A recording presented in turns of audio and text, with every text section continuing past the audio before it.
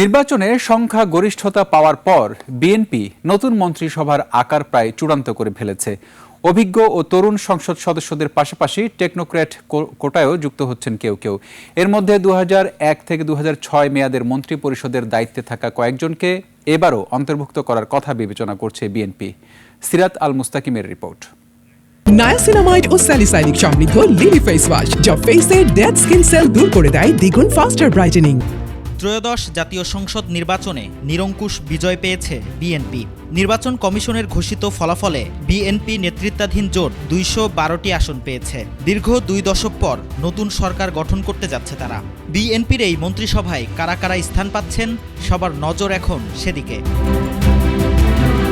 দলীয় সূত্রে জানা গেছে, বিএনপির নতুন মন্ত্রিসভা হবে নবীন প্রবীণের মিশেলে। অতীতে দলের প্রতি ত্যাগ ও যোগ্যতার ভিত্তিতে মন্ত্রী পরিষদে তারা জায়গা পাবেন। দল থেকে যাদের মনোনয়ন দেওয়া হয়নি, নতুন মন্ত্রিসভায় তাদের মূল্যায়ন করা হতে পারে। বিষয়ভিত্তিক যারা এক্সপার্ট, তারাই এবার মন্ত্রিসভায় জায়গা পাচ্ছেন। বিভিন্ন গণমাধ্যমের খবরে বলা হচ্ছে, মির্জা ফখরুল ইসলাম আলমগীরকে রাষ্ট্রপতির জন্য বিবেচনা করা হচ্ছে। স্পিকার হিসেবে ডক্টর আব্দুল মঈন খান, মির্জা আব্বাসকে যোগাযোগ মন্ত্রণালয়, সালাউদ্দিন আহমেদকে স্থানীয় সরকার মন্ত্রণালয়, আমির খসরু মাহমুদ চৌধুরীকে বাণিজ্য মন্ত্রণালয় এবং এহসানুল হক মিলন শিক্ষা মন্ত্রণালয়ের দায়িত্ব পেতে পারেন বলে গুঞ্জন শোনা যাচ্ছে। এছাড়া পরবর্তী প্রধানমন্ত্রীর রাজনৈতিক উপদেষ্টা হিসেবে স্থায়ী কমিটির সদস্য নজরুল ইসলাম খানের নাম বিবেচনা করা হচ্ছে।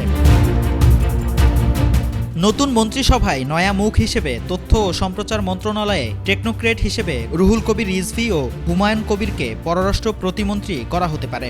এছাড়া স্বরাষ্ট্র প্রতিমন্ত্রী হিসেবে শহীদউদ্দিন চৌধুরী অ্যানির নাম বিবেচনায় আছে। চিকিৎসক AZM জাহিদ হোসেন ও আইনজীবী ফজলুর রহমান এবং শিমুল বিশ্বাসও আলোচনায় আছেন বলে গুঞ্জন রয়েছে।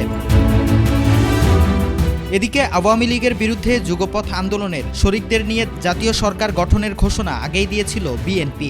এর বাস্তবায়ন দেখা যাবে নতুন মন্ত্রিসভায়। তার মধ্যে ববি হাজ্জাজ, আন্দালিব রহমান পার্থ, নুরুল হক নূর, ডক্টর রেজা কিবরিয়া ও মোস্তফা জামাল হায়দারের নাম আলোচনায় আছে।